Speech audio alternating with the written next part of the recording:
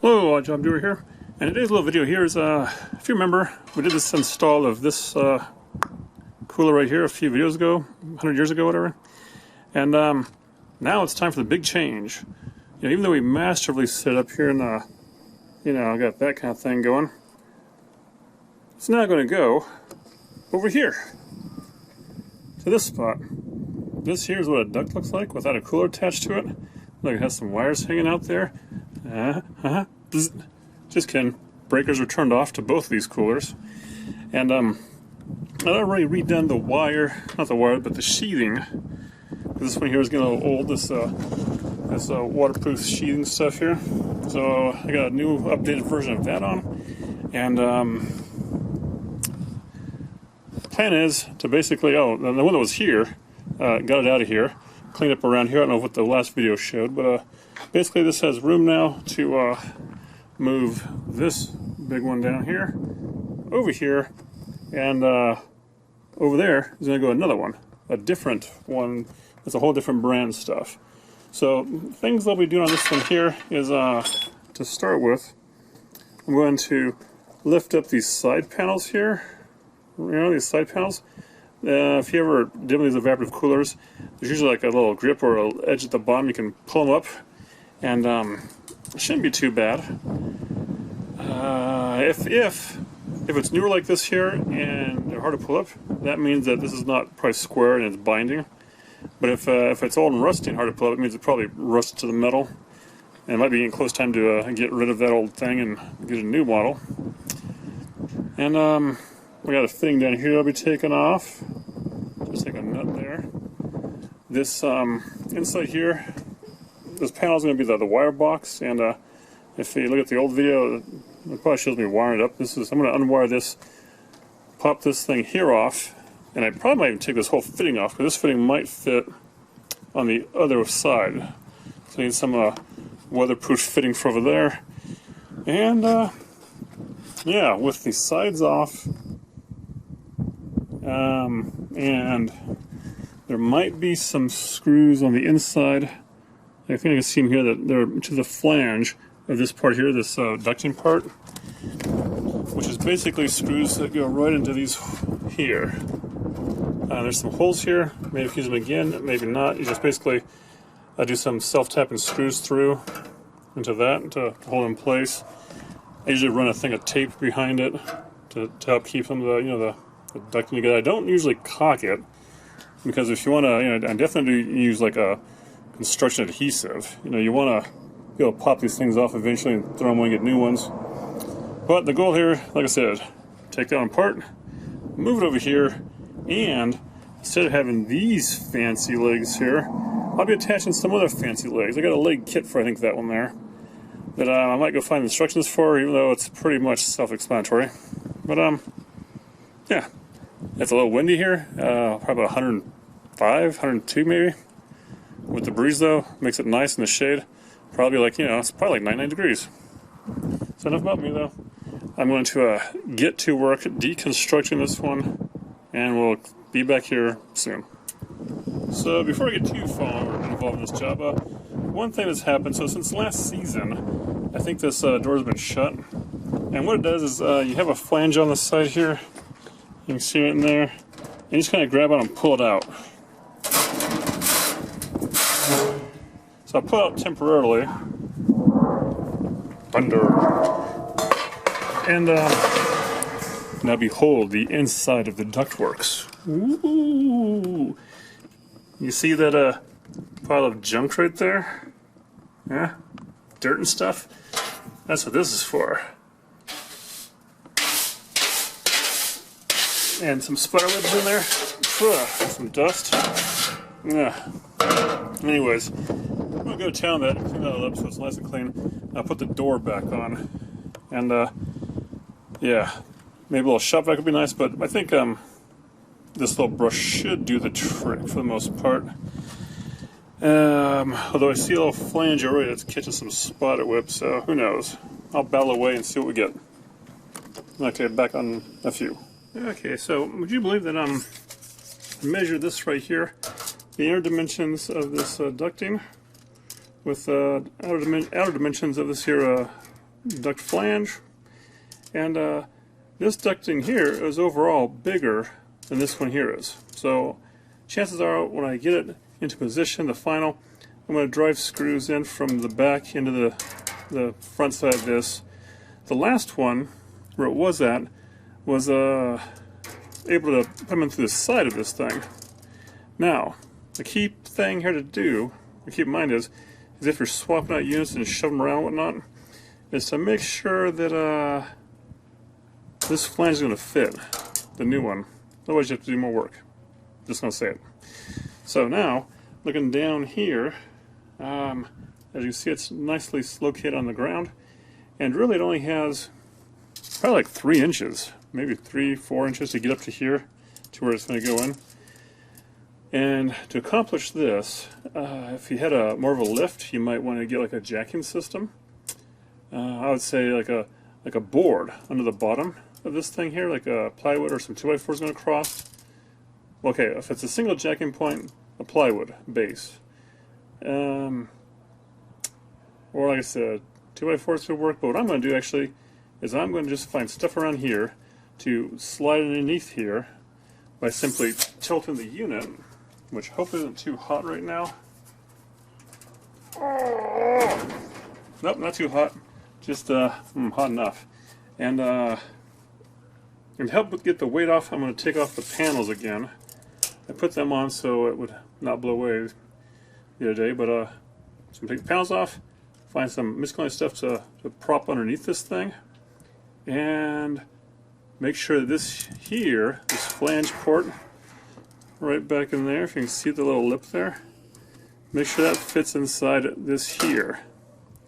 And I'll slip it into place, and then I'll get the level out and make sure this thing's level.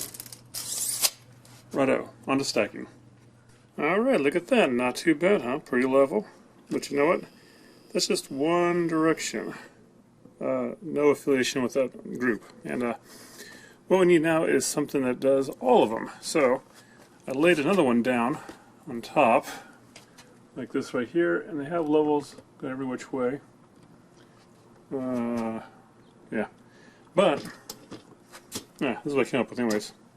I got brick, some of that Adobe stuff. And it's not bad. I mean, it's not, it's here. And what I did actually was a helpful hint is if you have this lip here for the cooler up a little bit to the top of this one here, then you'll have more room underneath this thing down here to deal with the drain plug situation. Which, don't worry, it's not going to be in this video. Right, so got that there, got that there. Looking okay here, but you know what? I think when I did this kind of level, which has that kind this way and then that way again, and I put it right on top of it, it was needing some help. Need some help here. Let me see here. Come around here. Let's see if you can see this here. Alright, so that bubble there is a little bit to my left. This one back here is a little bit to the front or towards me, and so is that one. So basically the front of this either needs to be brought up, which is down here on both sides, or the back. So I'm going to go ahead and, or the back has to be let down. So I'm going to bring the front up some by basically zooming in on that spot there, and taking a handy dandy thing like this, and you know what? I'm going to actually start shimming with the other corner, the other side, because let me show you what I did here. Just by grabbing it a little bit so easily, it's wibbly wobbly. And when I bring it back, which means that opposite corner over there needs to be shimmed up, it's pretty level. So I'm going to shim that. I'll be right back. Okay, much better. So I shimmed up the back far corner, the other side, and this front side over here, on this back side. Anyway, shimmed up. And looks pretty level, but you know what? This top has a little bit of a curvature to it or whatever. So what you really want to do is maybe get like a straight line, hopefully like this thing here, right up against the bottom there. And it's level. And I did that around all three sides. And so I'm saying this is good to go. Now, it's not though, because I've still got a little bit of a gap here. So I'm going to go ahead and push the unit into the thing, and hopefully I don't mess up my leveling too bad. If not, I'll readjust, and it's on to leg time. Alright, so this next part is brought to you by Dial. D-I-A-L. Cooler company stuff. And not really sponsored, it's just that's what I'm using. Evaporative Cooler Leg Kit Round Corner. Number 7805. You can see that? Anyways, and so what this is good for flat, it says to 6-inch to 12-inch pitch. So your 6 and 12-inch pitch is for your roof types. You might have a roof, that's slanted or it's flat. Or you have something like this here, which maybe this is not quite what this is for, but it's good enough. Right? Or hopefully it's good enough. And it goes a little something like this. You have a leg. You have I think it's 20 inches. Like that. And you have a 30-inch big long one, right? Like that there. Otherwise, they're about the same build. And they're, I say bi-directional, meaning that this bottom here could also be like this bottom here. The holes are the same. Now then, this is the inner part, this is the outer part. That'll be facing the sun. And you got to think now, which way do you want these feet to go? Now the feet have a flange, and usually they stick out. So like this, right? And put them together, and it's pretty simple. You just take, in this case, a bolt that comes with it, put it through this side here, and on the back side, take a locking nut comes with it, and I'm just going to go ahead and pretty much flush this out since yeah. I'm going to try to make it just a little bit above the thing. Well, let me see if I can speak a complete sentence here. There, flush is the word. This here, I'm going to flush this here, or pretty close to it. Maybe like a 1/16 of an inch off. And I'm just hand tightening it right now, but I'll probably find some tools again and slightly over tighten this this nut and bolt. Maybe this is where a socket or a nut driver comes in handy. Anyway, so I got that there. Now, other hardware you have, you get it to four sides. Now the other thing, if that makes sense, is how this here is sticking out on this side. So if I were to do the back one, I'd want to make sure it's like the opposite. So this one up here is going to be like that.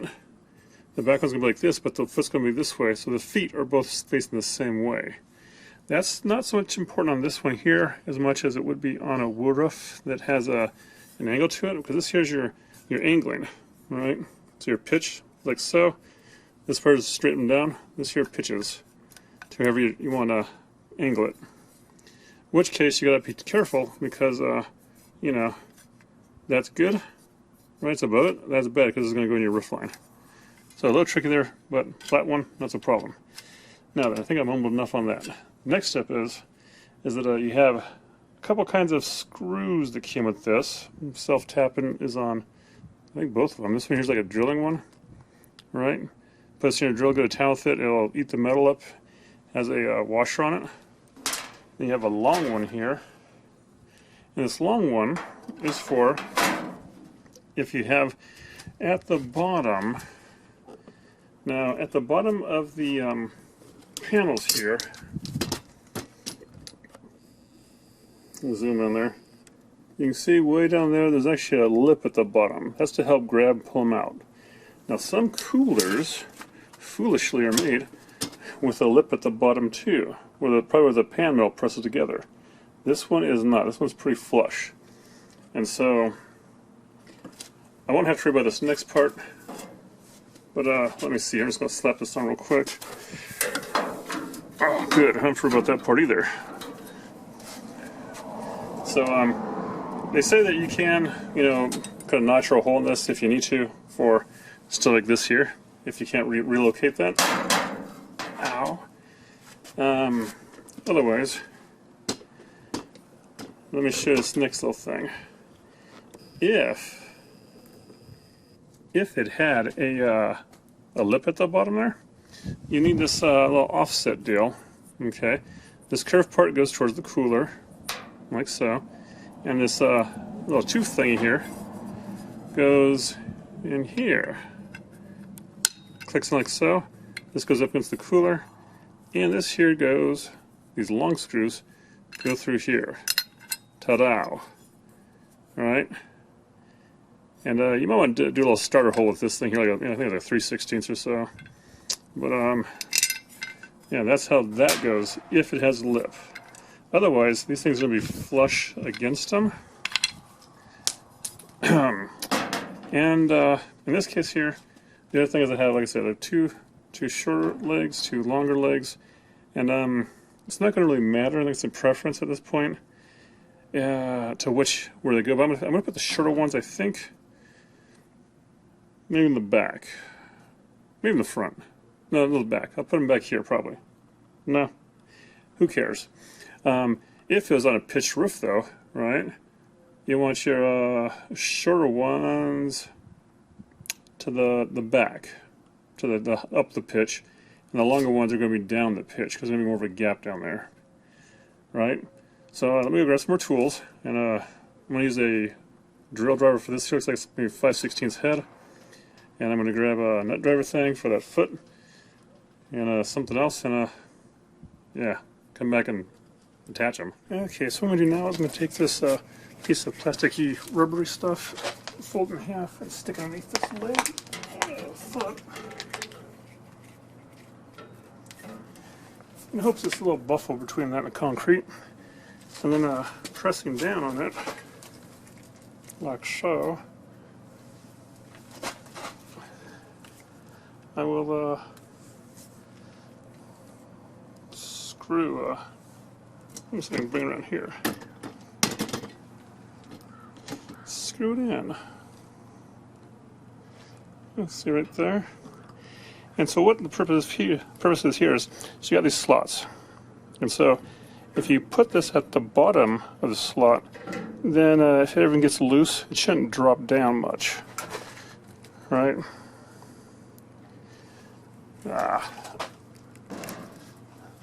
Need my tool. Now, even these are self-tapping screws. Let me show you what I do with these things. Got my drill on high, get in the center.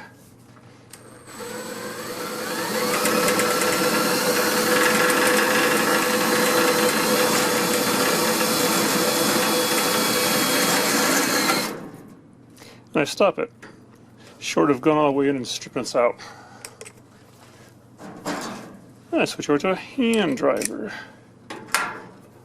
I'm just do it by hand, not using my ogre strength, but I want to snug it down real nice. I think these are really easy to strip out, depending on how thick the metal is you're working with. That is torqued good enough. And now the bottom one.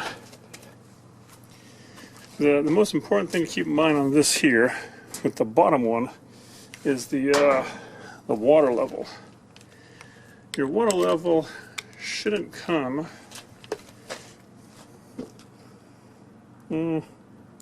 should not come above this ridge. In fact, usually it comes about maybe halfway up to it. So, this one here, I can put it on the slot down there, or I can just make my own hole right about here.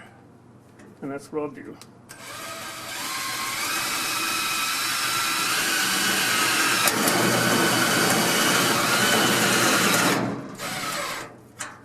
Like so. So I hope you saw that. And hand torque it down.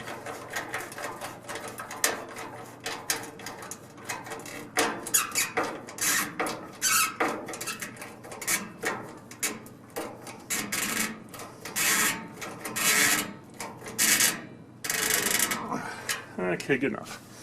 Now then, before I go off and do the rest of them, there's an important little side note here. When you're drilling or tapping stuff through, I don't know if you can see it in there, little metal flakes. You want to sweep or clear all that stuff out before you run this thing, because you don't want any of that flakes going into the pump and, you know, tearing it up. Right? Right. So I'll do the rest, and then I'll try to take these supports out. See what happens. Oh yeah, you can also, I don't know what we're going to do with this yet, but I'm going to drill the concrete, put some taps in there. But we'll see how it handles first. Alright, so there you have it. Leg, long leg. No supports underneath it. It's freestanding. Give it a little shake. Seems sturdy. And that's without even attaching it to the ductwork. That'll straight up a little bit more. And yeah, I mean, I still got, for this to work again, I'm going to, a little fun tip here. This little float valve you see down here, instead of running copper tubing from back over there around and gooseneck it, I'm going to take this off, and there's like little punch out holes on all these ones here. Zoom down here. Well, I can't see if it's even there, but somewhere right about giant fingers, right in there, should be an extra punch out hole, and they're on each side, each corner, so you can really adjust that. And even though it's going to leave a hole there, there might be a plug you can find, but I'm just going to use the metallized tape like that right there. Slap a piece of that over it. Seems to do okay. And other than that, yes, I got to hook the wiring up to this thing, and maybe do a little bit more cleaning. It's a little dirty down there, a little crusty dirty. So a nice little nylon brush and some water, something like that, some vinegar maybe, with salts, and yeah, and attach it. I'll attach it to the ducting here, and I might, a little pro thing here, as opposed to using those the